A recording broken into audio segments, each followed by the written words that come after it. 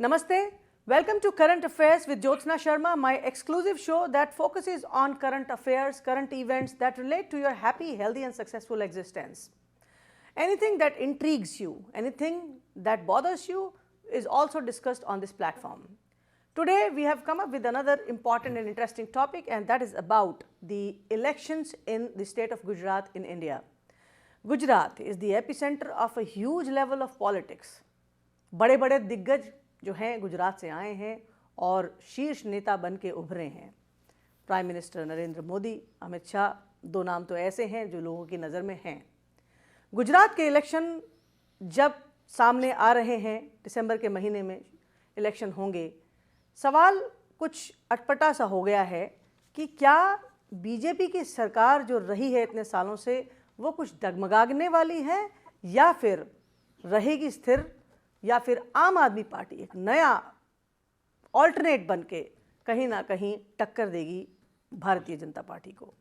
आज हम इस पे डिबेट करेंगे और मेरी डिबेट में हमारे साथ तीन एस्टीम्ड गेस्ट शामिल हैं। फर्स्ट एंड फॉरमोस्ट स्टूडियो में मेरे साथ बैठे हैं हेमंत पांड्या जी, जो कि एक फिल्म मेकर हैं यूएस में और मोदी जी के आर्डेंट एडमायरर हैं। हेमंत जी नमस्ते and welcome to you. Thank you so much. और ऑनलाइन मेरे साथ स्क्रीन पर दो गेस्ट हैं जो कि आम आदमी पार्टी के आर्डेंट सपोर्टर्स हैं। पहले गेस्ट जो हैं उनका नाम है Sachin Patel. He is an Aam Aadmi Party volunteer, has been a volunteer with Aam Aadmi party for since 2014 और कहीं ना कहीं अरविंद केजरीवाल जी की पॉलिसीज़ को बहुत एडमायर करते हैं। ये कैलिफोर्निया में स्थित हैं। और मेरे साथ दूसरे जो एस्टीम्ड गेस्ट हैं वो उनका नाम है प्रसन्ना गोरे, जो कि बॉस्टन से हमारे साथ कनेक्ट हुए हैं और ये अरविंद केजरीवाल और आम आदमी पार्टी की सारी एक्टिविटीज़ को बड़ी गहराई से फॉलो कर रहे हैं और सोशल मीडिया पे काफ़ी कुछ अच्छे कमेंट्स या फिर सपोर्ट वाले आर्टिकल्स पब्लिश करते हैं। आप सभी का, दोनों का बहुत बहुत welcome, Sachin and Prasanna. Thank you so much. और अब शुरू करते हैं आज की डिबेट। क्या समय आ गया है कि आम आदमी पार्टी एक ऑल्टरनेट बन के गुजरात में कुछ करिश्मा करेगी अपकमिंग इलेक्शंस में? और पहला सवाल मैं सचिन आपसे करती हूं। इस सवाल का जवाब आप दीजिए, पहले शुरू करिए कि क्या आपको लगता है आम Aadmi party has arrived in Gujarat और अपना मैजिक जो होगा वो दिखेगा आम आदमी पार्टी का अब गुजरात में भी? Yes, thank you, Jyotsna. First of all, I want to say thank you for having me here, and thank you, Hemant sir. In Gujarat, you might know no one BJP spokesperson come in a debate with the Aam Aadmi Party spokesperson. So I'm not an officially spokesperson, but I'm a volunteer of AAP, and he's joining me with this call. So thank you, Prasanna sir. And we come to your point. What our future in Gujarat, right? So AAP is definitely doing a great thing in Gujarat. If we consider campaigning, we are ahead of everyone, like Congress and BJP. We are ahead of giving the tickets to everyone. We are ahead of the spreading the things what we are going to deliver and promises. So yeah, we are definitely sure this election. चलिए, तो आप confident हैं कि आप has arrived और आगे के steps में बात करेंगे। हेमंत, आपको क्या लगता है अभी क्या? जी बिल्कुल, मैं आपकी बात से अग्री करता हूं कि आप has arrived in Gujarat. Arrived यानी अब पहुंचे हैं। अब कहाँ तक पहुँचे हैं, किस लेवल तक पहुँचे, वो जानना तो पब्लिक अभी बताएगी जी। क्योंकि बड़ा अच्छा लगता है जब आपके प्रवक्ता किसी न्यूज़ चैनल पे आते हैं और जैसे उनके खुद के नेता झूठ की पोटली बांध कर जितना झूठ बोलते हैं, जितना झूठ परोसते हैं, वैसा नहीं करते हैं। पर डेफिनेटली आप हैज़ अराइव्ड एंड उनको कहाँ तक वो पहुँचे, उनको इलेक्शन के बाद समझ में आ जाएगी वो कहाँ तक पहुँचा। चलिए, तो thank you for that answer. Prasanna, आप आम आदमी पार्टी के इस अराइवल के बारे में क्या सोचते हैं कि कोई ऑल्टरनेट बन के आई है राइट। या फिर अभी समय है? या सो जैसे कि सचिन ने कहा कि आम Aadmi party has arrived in Gujarat and everybody can see. अब हम सब लोग देख सकते हैं जैसे कि मार्च अप्रैल में उन्होंने एंट्री की गुजरात में, तब से लेके आज तक उनका वोट शेयर या सपोर्ट 30% तक बढ़ा। और at the same time you will see the decrease in Congress and BJP support with equivalent or even more level. So what does it tell? So AAP has come with agenda which is non-communal and which is completely based on basic needs of very, very poor and middle class families. Good education, hospitals, electricity, water supply, very, very basic needs. Everybody needs it. Whatever community, caste, doesn't matter. Everybody needs it day and night. So when you address these things, ये चीज़ों को जब आप लेकर लोगों के सामने आते हो और इन मुद्दों पे चुनाव लड़ने की आपकी पूरी जिम्मेदारी दिखाते हो, और ऐसा नहीं कि सिर्फ आप बोल रहे हो, 2 स्टेट्स में आपने काम ऑलरेडी किया है। जैसे कि दिल्ली में 8 साल सरकार चलाई है, उनमें से पहला टर्म हुआ, उसके बाद दिल्ली के जनता ने उनको दूसरी बार मौका दे दिया है। तो इसका मतलब है कि वो कुछ अच्छा कर रहे हैं जो लोगों को पसंद आ रहा है। And the same thing duplicated in Punjab also, so they are working in Punjab. So based on that history I think they have pretty good chance. Prasanna, thank you for your inputs. Of course आप कुछ कहना चाहते हैं? मैं इनकी बात से कुछ कहना चाहता हूँ जी। कि इन्होंने कहा कि हमारा मत प्रतिशत जो है वो 30% तक बढ़ गया। करेक्ट है? किसने बढ़ाया? खुद ने, अपने आप ने। कोई एक पैमाना होना चाहिए, कोई एक एजेंसी होनी चाहिए, ये खुद बोलते रहते हैं। अरे अच्छा, मुझे ना बड़ा मजा आया, अभी 5 दिन पहले एनडीटीवी पे एक लाइव इंटरव्यू हुआ था जहां अरविंद केजरीवाल बोल रहे थे और उनसे एक प्रश्न पूछा गया है कि भाई आप बताओ गुजरात में क्या होने वाला है। कट शॉर्ट उन्होंने एक पेपर मंगाया, 2 मिनट तक लिखा, वो पत्रकार पूछता रहा कि आप क्या लिख रहे हैं, और उन्होंने लिख के वो पत्रकार को वापस दे दिया। आपके जैसे बहुत अच्छे पत्रकार थे। पत्रकार ने पढ़ा, आम आदमी की पार्टी सरकार बना रही है, कांग्रेस को 5 सीट, बीजेपी को 6 सीट, ये लिख के अरविंद केजरीवाल ने दिया, और ये रिकॉर्डेड है और ये सोशल मीडिया पे अवेलेबल है। अब जैसे ही, तब तक तो ये कुछ ओपिनियन पोल्स वगैरह आए नहीं थे, पिछले 3 दिन में जैसे ही ओपिनियन पोल आ गया, आज वापस पलटी मार ली सर ने, बड़े सर ने पलटी मार के बोल रहे अगर हमारा 10 सीट भी आई तो भी हमने आप गुजरात जीत लिया, क्योंकि हमारे पास एक भी सीट नहीं थी।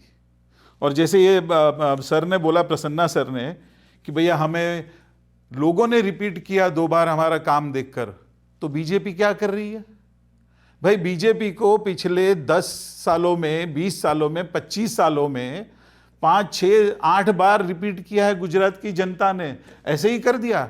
यानी आप जब पावर में आते हो, करेक्ट है, तो वो आप अपनी वजह से आते हो, जनता ने आपको दिया क्योंकि आपने काम किया, और बीजेपी पावर में रहती इतने सालों से क्योंकि उन्होंने काम नहीं किया। ये तो बड़ी अजीब सी बात है। थैंक यू हेमंत, आपके ऑफ कोर्स आपने थोड़ा अपना मत दिया इसमें।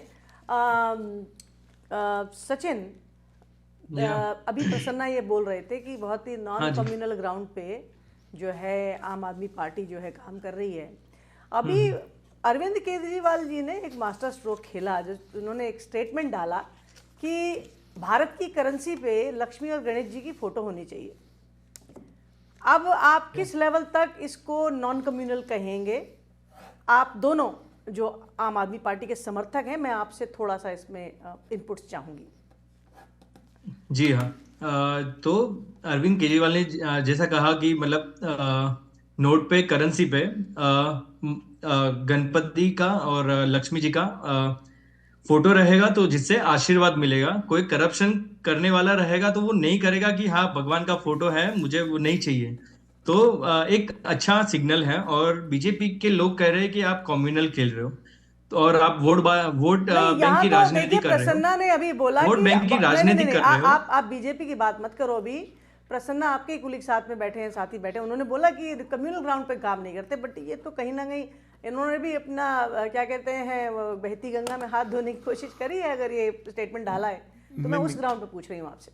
क्या है? सचिन, अगर आपकी बात खत्म हो गई तो मैं बताइए। सकता हूँ। हाँ बोलिए तो प्रसन्ना। बात ऐसी है कि अपेरेंटली ये कम्युनल स्टेटमेंट लग सकता है, जैसे आप उसको पेंट करोगे जी। तो अरविंद केजरीवाल ने खुद उसके ऊपर एक 2-3 मिनट का वीडियो दिया है। उन्होंने जी। बोला है कि मैंने क्यों कहा ऐसा, कि एक श्रद्धा भाव रहता है, जो कॉमन मैन रहता है उसके मन में एक श्रद्धा भाव रहता है कि हम काम तो करेंगे, काम तो करना ही पड़ेगा। जी। ऐसे कोई नोट पे कुछ छाप के एकदम इकोनॉमी बदल गई या एकदम सुधार होगा, ऐसा तो नहीं होने वाला। जी। और काम करना पड़ेगा, सब पॉलिसीज लानी पड़ेगी, इम्प्लीमेंटेशन करना पड़ेगा, लेकिन काम के साथ साथ हम लोगों का जैसा विश्वास रहता है कि जब काम के साथ में अगर आशीर्वाद भी मिलेगा तो काम में सफलता की ज्यादा हमें उम्मीद चलिए, लगती है। तो कहीं ना कहीं और- धर्म की और बात लेकिन दूसरी उन्होंने बात- करी, धर्म दूसरी धर्म और बात आस्था की उन्होंने- बात होती है इसमें। क्या होती है? दूसरी मैं- बात और एक बात है, बोलिए। उन्होंने कहा कि इंडोनेशिया जो कंट्री है उसका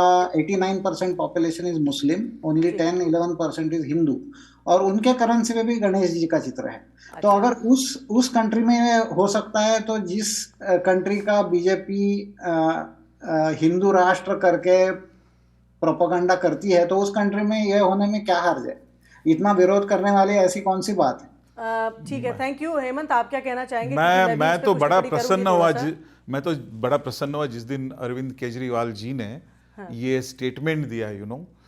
एक बात तो आप सबको माननी पड़ेगी कि मोदी जी ने और भाजपा ने जितने भी उनके अलावा नेता हैं ओपोजिशन पार्टियों को, सबको मंदिर में खड़ा कर दिया है।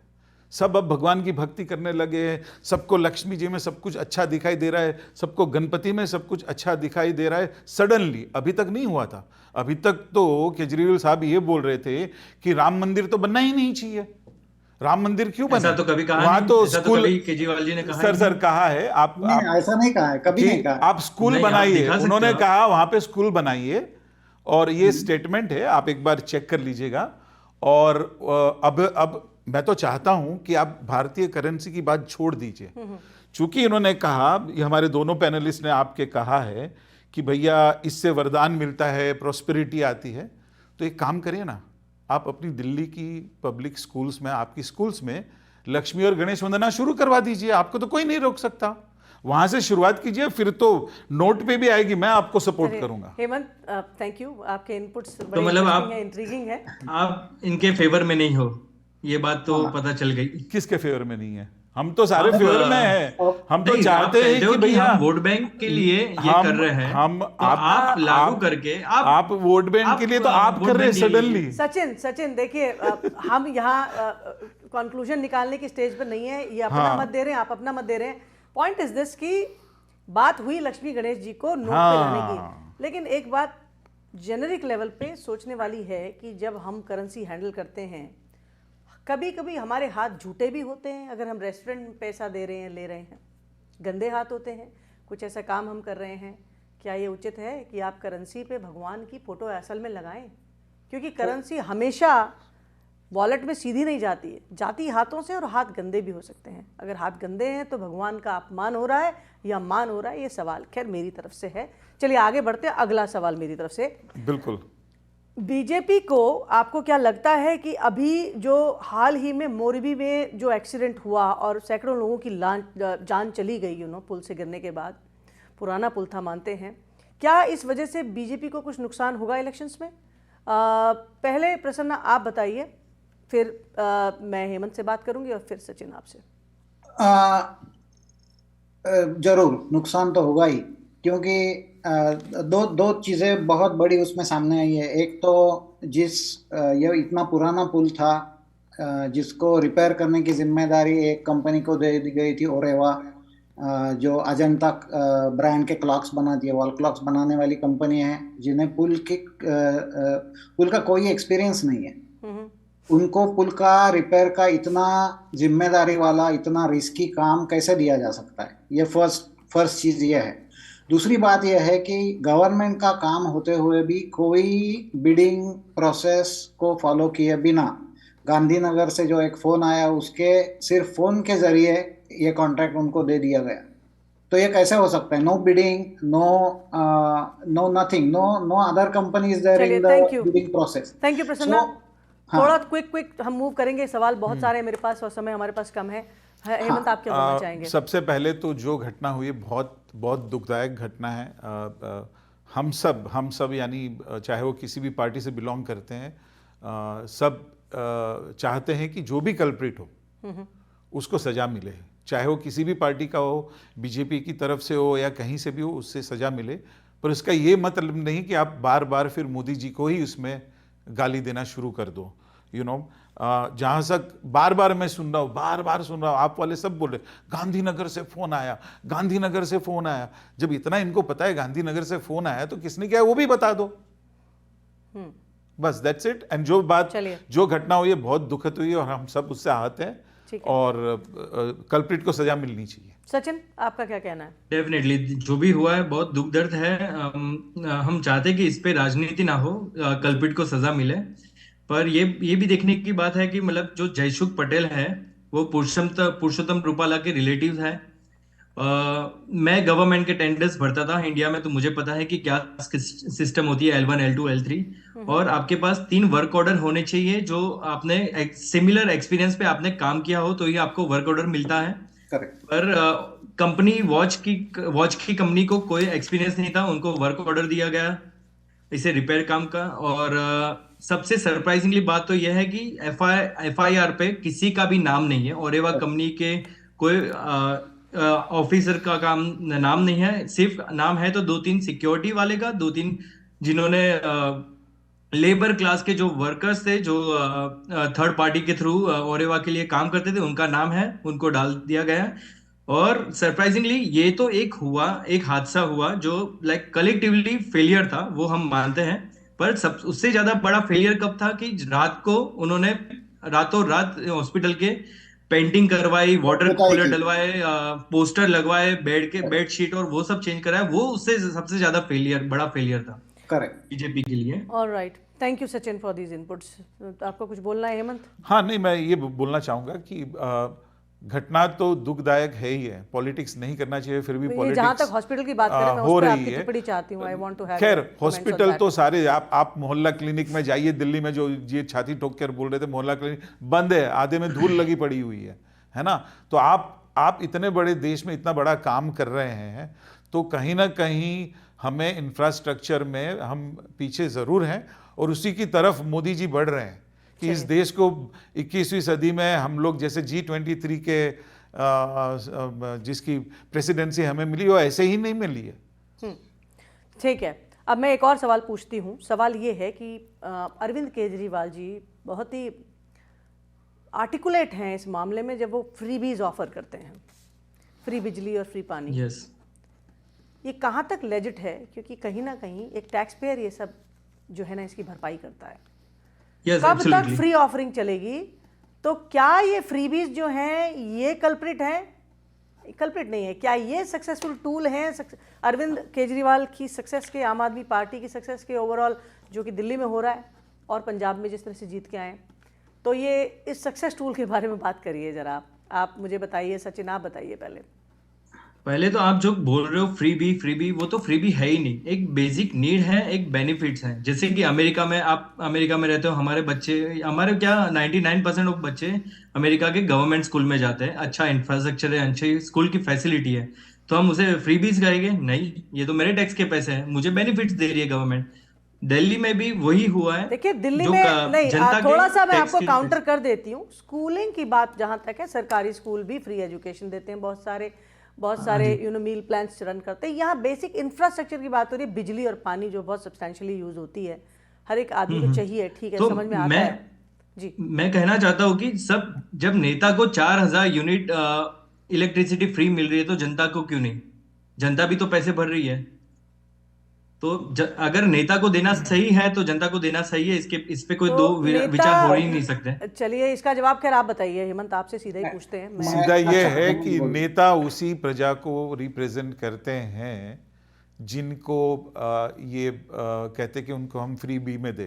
किसी नेता ने ये नहीं कहा कि भैया आप हमें फ्री बिजली दे, ये सालों से चलता आ रहा है। आपके दिल्ली में कितने नेता हैं, उनको सारा सब कुछ फ्री में मिला हुआ है, घर फ्री में मिला है, दे दो ना फिर। वो आपको प्रॉब्लम क्या है, ये आपका जो पाप जो है ना वो छुपा हुआ है।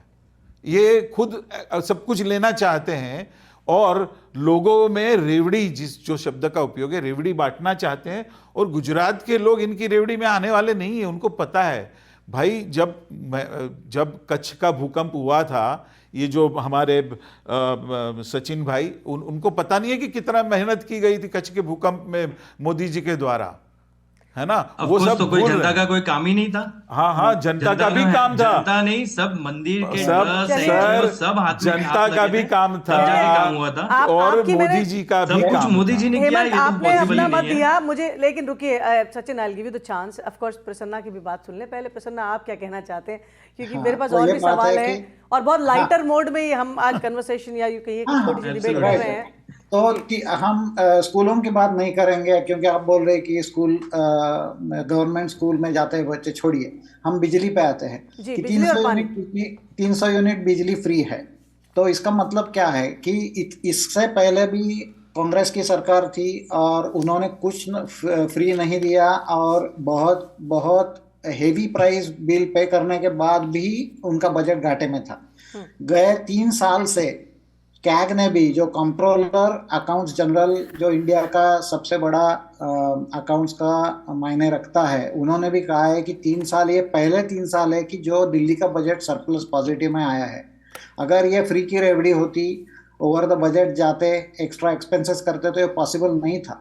इसका मतलब क्या है कि भ्रष्टाचार कम होने की वजह से, करप्शन कम होने की वजह से जो फायदा बच रहा है, जो मनी बच रहा है, वही लोगों को अलग अलग तरीके से दिया जा रहा है, क्योंकि बेनिफिट के तौर पे दिया जा रहा है। कुछ बिजली से दिया जाता है, कुछ फ्री पानी से दिया जाता है, कुछ तो ऐसे बेनिफिट खैर काफी कुछ ऑफर करते आए हैं। दिल्ली में भी काफी ऑफर किए हैं, और पंजाब में भी ये कहानी शुरू हुई। और दिल्ली की जनता और गुजरात में भी वापस। और आपको अगर 3 साल लगातार अगर बजट सरप्लस में दिख रहा है, तो कुछ तो उसमें बात अच्छी ही होगी ना। ऐसा ही बजट थोड़े सरप्लस में आएगा। क्या है, बजट सरप्लस में आने के बाद भी जो खस्ता हाल है दिल्ली का, वो अभी सब लोगों ने देखा है। खांसी इतनी बढ़ गई है।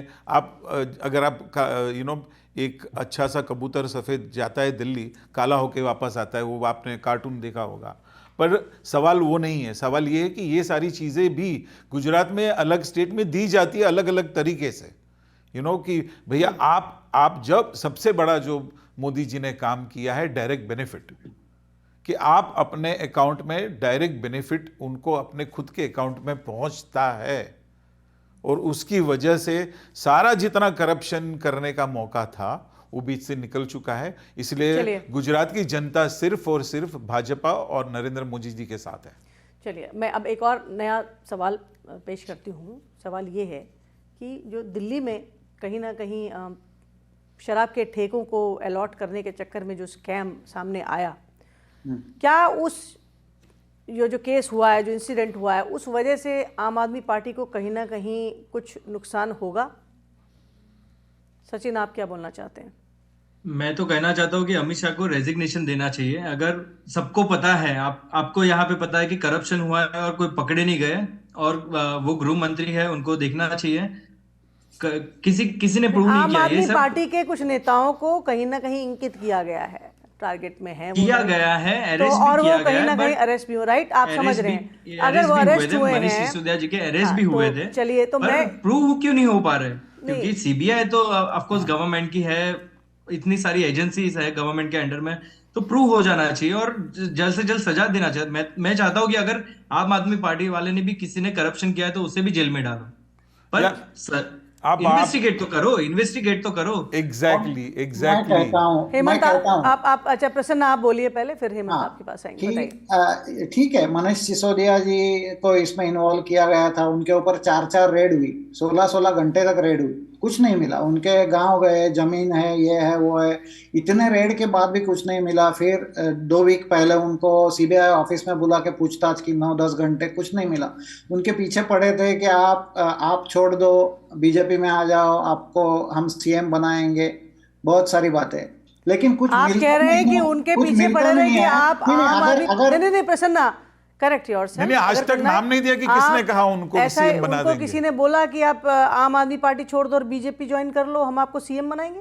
हाँ, हाँ, ऐसा ऐसे इनका तो उनको आए। अक्यूज है, ये अक्यूज करते हैं पर उस ऑफिसर का नाम नहीं बता रहे हैं। ओके, आई मीन लाइक कैसा यार, इतना स्ट्रेंज चीजें हैं सर। प्रसन्ना भाई, जैसे कि- आप नाम तो जैसे बता कि- दो, आप नाम बता दो ना जिस ऑफिसर ने कहा उसका अच्छा, नाम बता दो। एक्यूज बिना सबूत accuse- के उनको पकड़ते हैं। जैसे कि सत्येंद्र जैन का जी का भी केस हुआ है। 3 हियरिंग के बाद सुप्रीम कोर्ट के सामने, सुप्रीम कोर्ट ईच हियरिंग में वो पूछ रहे थे कि आप सबूत दे दो, कुछ सबूत दे अरे दो कि पर उनकी किस बेल बेस पे- रिजेक्ट हो गई है। आपको पता है सत्येंद्र जी की 10 बार उन्होंने बेल एप्लीकेशन दी, उस समय भी इन्होंने यही कहा था। इनका क्या है, पहले डिनायल मोड में अरविंद केजरीवाल कहते मैं तो सबको देख देख के लेता हूं, सबको देख देख के मेरी पार्टी में लेता हूं। फिर उनके मिनिस्टर पे जब करप्शन का आरोप लगा सत्येंद्र जैन के ऊपर, ओ सीबीआई इनकी, ईडी इनका, ये हमको नीचे लाना चाहते पर कुछ नहीं होगा, कुछ नहीं होगा। चलिए, फिर सत्येंद्र जी मैं को जेल हो आगे गई। बढ़ती हूँ, आपकी बात कोर्ट ने जेल की, हमने नहीं की। ठीक है। अब यहाँ से हम आगे चलते हैं। एक और जी। सवाल जो है अनएम्प्लॉयमेंट और इन्फ्लेशन, इस ग्राउंड पे पॉलिटिकल नेक्सस जो है, आई मीन जो जिस प्रत्यारोप और आरोप चल रहे हैं, where do you see BJP performing और BJP losing rather? BJP is not losing in unemployment because जो ग्राउंड लेवल पे जहाँ पे लोग काम करते हैं उनसे उनको डायरेक्ट फीडबैक मिलता है। बीजेपी इतनी हम लोग कह सकते हैं उनको कि इतनी एक शब्द यूज करता हूँ, माफ करिए हमारे बीजेपी भाई वाले, कि हम लोग इतने मूर्ख नहीं है कि इतना अनएम्प्लॉयमेंट बढ़ा देंगे और हमारे पैर पे खुद कुल्हाड़ी मारेंगे। ये रिपोर्ट मैं आपको बताता हूँ, आप अभी रिपोर्ट पुल कर लीजिएगा 2021-22 का इंडिया EMIE का, जहाँ पे अनएम्प्लॉयमेंट रेट 2021-22 अभी तक जो है गुजरात में वो 1.7% है, सबसे कम है इंडिया में। दिल्ली में है 5.6% और 9.3% है पंजाब में। ठीक है, करेक्ट है। तो मेरा मानना यह है कि अभी भी बहुत काम होना बाकी है और देश उस काम के अग्रसर बढ़ रहा है। भाजपा एंड नरेंद्र मोदी जी के नेतृत्व में भाजपा उस तरफ बढ़ रहा है कि जहां पे सब कुछ सबको सब फैसिलिटी मिले।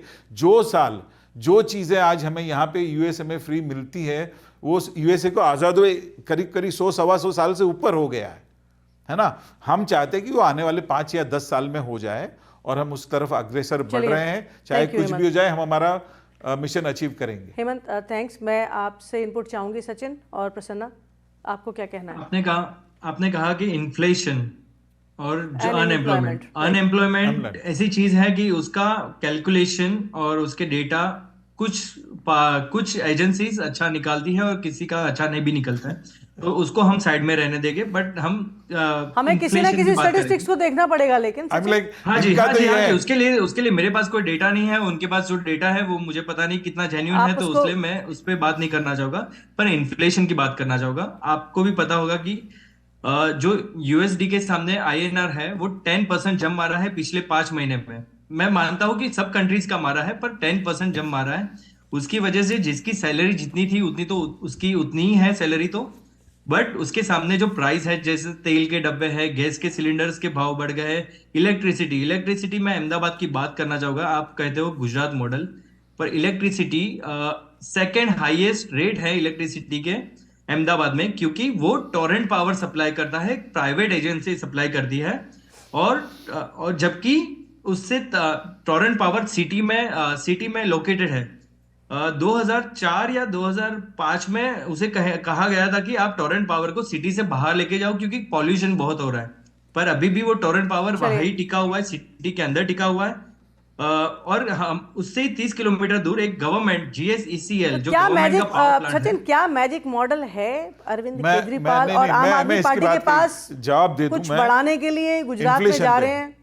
इन्फ्लेशन हाँ पे जी। मैं एक जवाब दे दूं कि चलिए, यूएस जो था, यूएस का, क्योंकि हम लोग सब लोग यूएस में रह रहे हैं, अभी आप पिछले दिनों में देखा है कि सबसे ज्यादा हाईएस्ट इन्फ्लेशन यूएसए में हुआ जी। है। करेक्ट है। तो हर अक्रॉस द वर्ल्ड ये चीजें हुई है।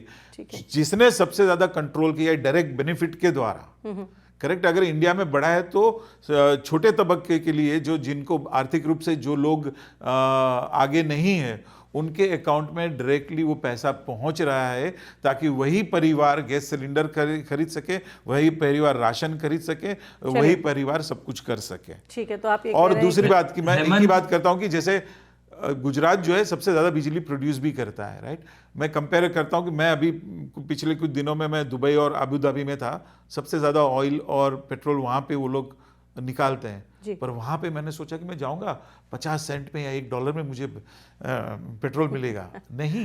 ठीक है, वो यूएसए की जितना ही पैसा चार्ज करते हैं। चलिए, थैंक्स। आपके पॉइंट्स जो हैं आप पैरेलली बता रहे हैं, लेकिन इन्फ्लेशन तो है, और है तो है क्या, कुछ इन्फ्लेशन कर है, सकते पर हैं? उसको वो सचिन, ग्लोबल इम्पैक्ट है। मैं एक जानना चाह रही हूँ कि आम आदमी की पार्टी के पास कौन सा ऐसा मैजिक फॉर्मूला है जिससे कि एम्प्लॉयमेंट बढ़ाएंगे वो लोग और इन्फ्लेशन कंट्रोल करेंगे? सबसे बड़ा फॉर्मूला है एंटी करप्शन। जब करप्शन कम हो जाएगा तो ज़्यादा से ज़्यादा इंडस्ट्रीज आ पाएगी, और इजी सब लाइसेंसेस वगैरह सब इजीली हो जाएगा, और अच्छे से इंडस्ट्रीज आएगी, और जैसे एम्प्लॉयमेंट मिलेगी। ये सबसे एक मैजिक तो फॉर्मूला आप है, ये और कह रहे हैं कोई कि नहीं। करप्शन बहुत ज्यादा है देश में, इसलिए जो है करप्शन, मैं गुजरात की बात कर रहा हूँ, गुजरात में बहुत गुजरात में ज्यादा बहुत ज्यादा है। करप्शन है, आप कह रहे हैं? मैं 2015 में मुंबई से गुजरात आया था, और Illicit liquor. हेमंत जी को मैं बताना चाहूंगा कि मैंने 2014 में मोदी जी को वोट किया है। तो मैं भी मतलब एक बार मोदी का भक्त हुआ करता था, पर जब से मैं 2015 में, मुझे बहुत एक्साइटमेंट थी कि मैं गुजरात शिफ्ट हूँ, गुजरात में मोदी जी के गुजरात में शिफ्ट हुआ, फिर देखा इतना करप्शन है क्या पूछो मत। मैं अपने बच्चे की 90,000 फीस भरता था, जबकि वो नर्सरी में था। चलिए, इलेक्ट्रिसिटी ये के लिए करप्शन का हिस्सा नहीं है। 90,000 की मैं फीस बताता हूँ क्यों स्कूल नहीं सिस्टम है। की है, राइट? हाँ, आपने चूज किया प्राइवेट स्कूल तो आप भर रहे थे, ये करप्शन का तो नहीं होगा। करप्शन Corruption का करप्शन आम आदमी कैसे पार्टी में बताइए? कहाँ नहीं है? हिंदुस्तान में बहुत सारे स्कूल हैं, लाखों donations पंजाब में लेते हैं। करप्शन नहीं है? क्या आप डोनेशन दे रहे थे, या फिर आप फीस भर रहे थे, या फिर रिश्वत दे रहे थे? ये तीन अलग दायरे हैं। आपने जो एग्जाम्पल दिया शायद वो मिसफिट हो रहा है। प्रसन्ना, आपको क्या बोलना है? आप पहले होता है इलेक्ट्रिसिटी के रेट जो बोल रहा हूँ कि 8 पर यूनिट है, उसमें करप्शन नहीं है। 2014 में जब ऑडिट हुआ था टोरेंट पावर का, तो उसमें देखा गया था कि उसने 500 से 700 करोड़ कांग्रेस को भी दिए थे, और 1000+ करोड़ बीजेपी को चलिए, भी तो दिए थे। 2014 के बाद कोई ऑडिट ही नहीं हुआ है। ठीक है। प्रसन्ना, आपको क्या बोलना है? हाँ, पहले तो नोटबंदी, demonetisation was one of the biggest culprit for generating. उसके बाद 2 बार बीजेपी आ गई है यार गुजरात में। अरे छोड़ो यार, उसका कुछ ये नहीं है। हम अनएम्प्लॉयमेंट की बात कर रहे हैं। Like, अच्छा, ठीक है। अनएम्प्लॉयमेंट में आ रही है और अब जाएगी। This is the last term. मेरा ये सवाल, प्रसन्ना, हाँ हाँ, ओके, आप 10 सीट से ज्यादा भी ले गए ना आप सर, तो हेमंत, मेरा सवाल ये था, क्या मैजिक फॉर्मूला है आम आदमी पार्टी के पास इन्फ्लेशन को कंट्रोल करने के लिए और अनएम्प्लॉयमेंट को खत्म नहीं, करने पर के लिए? मुझे ये आपके सवाल से ही तकलीफ नहीं, एक है मिनट, पहले मैं कि इनसे आम पूछ आदमी लूं। के पार्टी के पास ही क्यों वो होगा नहीं, फॉर्मूला? मैं फॉर्मूला तो पूरे देश के पास ये है। हाईलाइट वो कर रहे हैं ना, उनका नेगेटिव जो है नहीं, बीजेपी का, वो बता रहे हैं कि आप Negative है ही अनएम्प्लॉयमेंट हो नहीं गई ना। है, इन्फ्लेशन है, तो कहीं ना कहीं सवाल का जवाब भी होगा ना उनके पास, इसलिए पूछ रही हूँ। अनएम्प्लॉयमेंट पहले हम और उनसे जान तो लें, करप्शन, हेमंत, हम एक मिनट उनसे जान तो लें, जान लीजिए क्या है फॉर्मूला आप पे- अरविंद केजरीवाल जी हाँ। के पास? आपका फॉर्मूला यही है कि करप्शन, जैसे कि सचिन जी ने बताया कि करप्शन कम होने की वजह से बहुत सारे सिस्टम में सुधार आता है, जो कि Arvind himself was IRS officer, so he knows how the system works. चलिए। He has internally seen the things working and he knows what are the remedies on corruption. So that is a very important thing. Second thing is he is IIT engineer, so he has that technical mindset to implement. जैसे कि दिल्ली में उन्होंने किया है कि 11 और 12वीं के बच्चों को एंटरप्रेन्योरशिप के ट्रेनिंग दे के उन्होंने आगे लाया, और हर एक बच्चे को 2-2 हजार रुपये का फंड दे के उनको एक साथ कोई छोटी प्रोडक्ट या कंपनी शुरू करने का प्रस्ताव रखा, और ऐसे बहुत सारे स्टूडेंट्स आगे आए जो अलग अलग। आप कह रहे हैं कि वॉलंटियर, क्या कहते हैं, जो आपकी जो वोकेशनल ट्रेनिंग्स हैं, ये ऑफ कोर्स हेल्प करेंगी, ये वोकेशनल ट्रेनिंग है बच्चों के जैसे। अब मैं सॉरी, मेरे पास समय थोड़ा कम है, आपका मैं आंसर, थैंक यू, 30 सेकंड में मैं जवाब दे दूंगा। 30 सेकंड में आप कंपाइल कर दीजिए आंसर को, उसके बाद मैं ये कहना चाहता हूँ कि आम आदमी पार्टी जो है ना, वो खाली एक ही उसके पास फॉर्मूला है, झूठ बोलो, फिर माफी मांगो, फिर झूठ बोलो, फिर माफी मांगो, फिर झूठ बोलो, फिर माफी मांगो, और ये कंटिन्यूस करते रहेंगे। इनके पास कोई सोल्यूशन नहीं, इनके पास कोई सोल्यूशन नहीं है, खुद करप्ट है। सबसे बड़े करप्ट तो यही लोग। ये लेमेंट करने का ये ग्राउंड नहीं है। दिया हुआ है और चलिए अच्छा सुनिए, आपको मैं अब फाइनल हमारी तो गुजरात में हम लोगों ने ओके हमारी डिबेट अभी क्लोज हो रही है। एक मिनट आप सबसे लास्ट रिक्वेस्ट, डिबेट क्लोज करने वाले हैं। मैं आप सबको 30 सेकंड का टाइम देती हूं। आप इंडियन अमेरिकन हैं या अमेरिका में रहने वाले भारतीय हैं, आज मेरी डिबेट में आए हैं, आप किस तरह से मैसेज देंगे अगर हिंदुस्तान के लोग इस शो को देखते हैं, और या फिर अमेरिका में बैठे गुजराती भी जो देखेंगे, क्योंकि गुजरात में इलेक्शन है, किस मोड से आप कहीं ना कहीं कंट्रीब्यूट करेंगे अपने इस थॉट प्रोसेस से गुजरात इलेक्शन में? क्या मैसेज देंगे ये बता दीजिए। आप क्या बोलने वाले हैं? आपको 30 सेकंड में दे रही हूँ अपनी रिलेटिव एंडोर्समेंट करने के लिए अपनी पार्टी को जिसको आप लाइक करते हैं। पहले प्रसन्ना आप बोलिए।